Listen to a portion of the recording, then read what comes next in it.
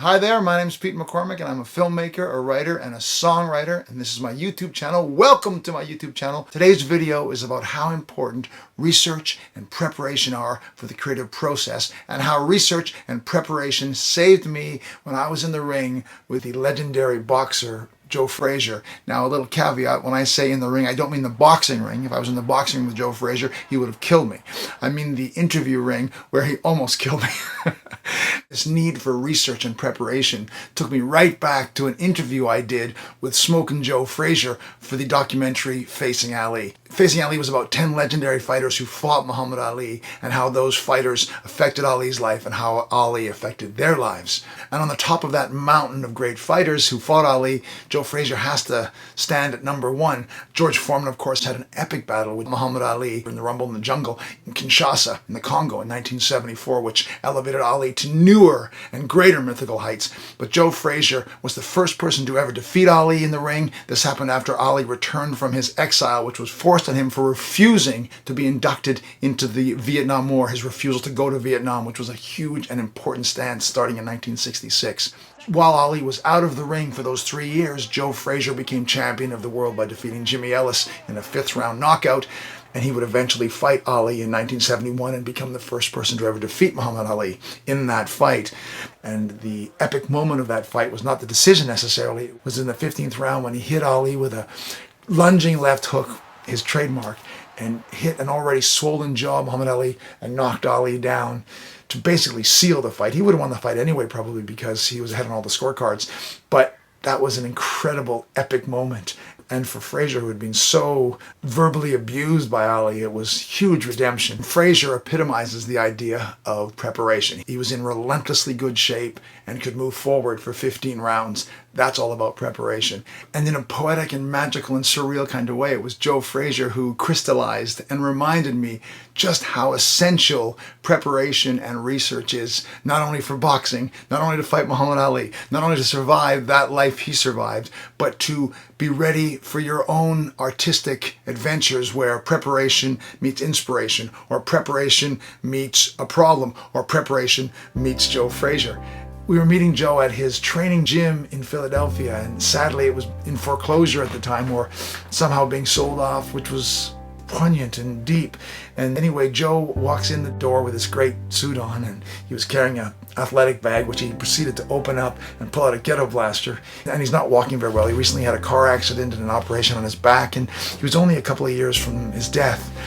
Little did we know, or he know, I guess, but he loved having music on at his gym, and he'd play James Brown and train back in the day. So there I am in the gym face to face with Joe Frazier, who is an epic figure in my childhood.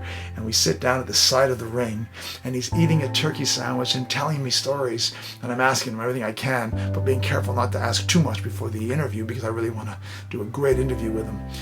So we sit down and we start doing the interview, and Joe's actually a really sweet man. He's super humble in conversation. He's a bit difficult to understand. He's getting older and he's slurring from his years in the boxing ring. But it's going great, and we're talking and digging into his past, growing up in Beaufort, South Carolina, under the horrors of Jim Crow and segregation, which he just couldn't wrap his head around. He said, we're all the same. Why do we have separate schools? Why do I have to leave town by sundown? Why can't I ride on the bus? So we talk about how he ended up in New York City on his own at 15 after getting on the wrong side of a white man boss in Carolina. He had to hoof it out of there. So he comes to New York, and he tells this great story about how he was getting in a bit of trouble. He was borrowing cars and not bringing them back. That was his line. Anyway, so he heads to Philadelphia, and he becomes a great, great boxer. In 1964, he goes to the Tokyo Olympics as the heavyweight alternate to Buster Mathis. Buster Mathis, for some reason, doesn't fight. Joe steps in and beats everybody to the semifinals. In the semifinals, he breaks his thumb. So most boxers would call it a day. Joe doesn't. He gets back to his dorm where he's staying. He ices his thumb. He goes out and he wins the gold medal the next day. That's Joe Frazier for you. Anyway, in our conversation, of course, being a film about Muhammad Ali and the 10 legends that fought him, Joe being the top of that mountain, we start talking about his relationship with Muhammad Ali. And of course, we get to the first super fight in 1971. This was the fight of the century, labeled and in reality. Frank Sinatra actually shot photographs for Time or Life or one of the magazines there. Burt Lancaster was the play-by-play man for the fight, and in the crowd, everybody who was anybody was there. And for the documentary Facing Ali, that event, that fight, was absolutely essential. I needed to capture what it was all about, what it meant, and one of my goals to get the most out of the boxers was to get them out of the chair and onto their feet. I find that with athletes, generally, when they're moving physically, they become more expressive. They're more comfortable with physical movement. Stuck in a chair, they get a little bit more like a grade 4 kid in the principal's office. Get them on their feet and they're ready to talk and they flow and they move more. And this was my goal with Joe Frazier too. I wanted to get him on his feet to explain the situation, how he had fought, how he prepared, what happened in the fight. But remember, Joe was still in a lot of pain, or at least he was struggling in his walking a little bit.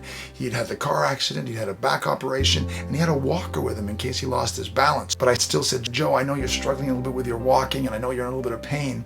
But what I'm doing with all the boxers in this documentary is getting them on their feet so they can really show how they prepare, how they punch, and what happened in the key moments of their fights. And I really want to know what happened in the key moment of that fight with you against Muhammad Ali in the 15th round. And right then, something went across his eyes and he just stared at me. And I thought, uh-oh, what's going on here? What did I do? And he said, so tell me what happened just before that punch. And I realized then he was testing me. And I thought, oh God. But this is where research and preparation really crystallized in its importance, because I thought to myself, if I get this answer wrong, he might not only get on his feet, he might not even continue with the interview. He might just say to himself, what am I doing with this idiot talking boxing? You know, I've been ripped off my whole life. They're foreclosing my gym, and now this guy wants me to show him how to punch. Why should I? So he looks at me. And I knew this fight inside out, but still I was under pressure in that moment. But I just went back to all my research, all my preparation. And I said, it was early in the 15th round. Ali had come out throwing punches. You had just backed him away with a little left to the body. And then with your lunging left, you hit him in the jaw and knocked him down. And he stared at me and he goes, that's right.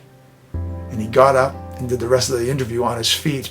And he was amazing, and he was generous, and it was a great, great day in my documentary life. And I'll never forget it. I'll never forget being at the side of the ring with him talking while he ate a turkey sandwich. I'll never forget him coming in with a athletic bag and pulling out a ghetto blaster. I'll never forget talking to him about growing up and how much Ali hurt him. I'll never forget how I didn't play on his hatred for Ali. I played on his connection to Ali and how he cried over Ali's physical conditions. Normally he'd take credit for those conditions and that bile would come up for him, but here, talking about their eternal relationship, he actually got teary.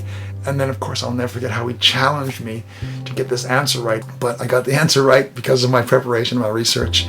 Joe felt acknowledged or respected, and my point is, prepare for your projects. Prepare yourself for your journey and for your work and for your dreams. Here's to Joe Frazier, and if you like these videos, please subscribe and leave in the comments if you've ever had any moments where you know preparation and research saved the day when you were doing your work. Leave your comments about Ali, Joe Frazier, writing, preparation. I wish you well. Subscribe if you want to, and we'll talk soon. Subscribe already, and while you're at it, send cash.